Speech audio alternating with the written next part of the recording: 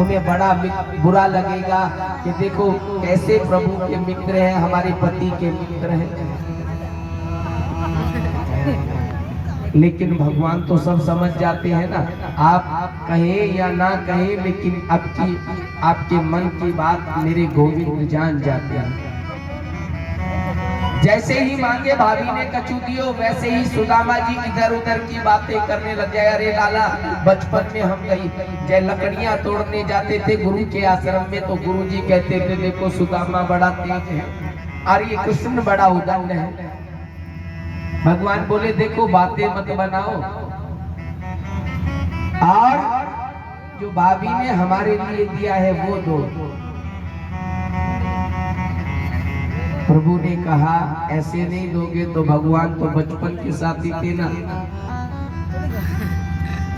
सुदामा को बातों में लगाया और भगवान ने सुदामा की वो चावलों की पोटली उनकी यहाँ लगी हुई थी जो कांख में, उसको खींच लिया।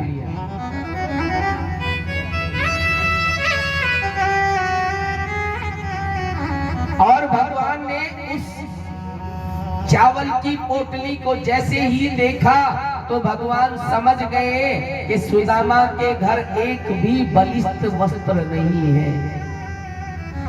प्रभु ने उस चावल में से पहली मुट्ठी ली और अपने मुख में डाली और कहा अनेक। भगवान ने कहा अनेक कि जो जितने मैंने डाले इनको असंख्य रूप में हो जाए। भगवान ने दूसरी मुट्ठी उसमें से भरी और अपने मुख में ढाला और कहने लगा अनेक अनेक। भगवान ने सुदामा जी को इंद्र के समान राज्य प्रदान कर दिया। और तीसरी मुट्ठी जैसे ही डालने लगे तो रुक्मणी जी ने हाथ पकड़ लिया, बोले सारा माल इस ब्राह्मण को ही दे दोगे या अपने पास कछु रख लोगे।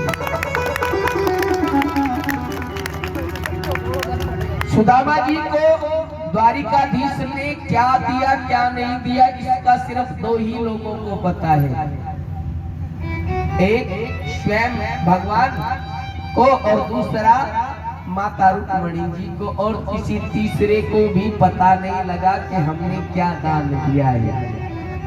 और आजकल तो बात ये लगे महाराज दान तो चाहे इतना करें लेकिन नाम महाराज 5-6 बार हमारा नाम जरूर बोल देना व्यासपीठ से कि हमने आपको। देखिए दान देने की सही परिभाषा क्या है आप सबके समझिए। हालांकि ऐसे कोई बात ऐसा हम जब बोलते हैं तो हमें नुकसान तो होता ही है, क्योंकि दान देने वाले कम हो जाते हैं कि महाराज जी से तो कड़वी बातें जितनी चाहे बुलवा लो। लेकिन आप ये बात को सत्य समझ लेना, क्योंकि सत्यम परम धीमहि, हम सत्य की कथा करते हैं तो हम सत्य ही बोलेंगे। अगर दान एक हाथ से दो, दाएं हाथ से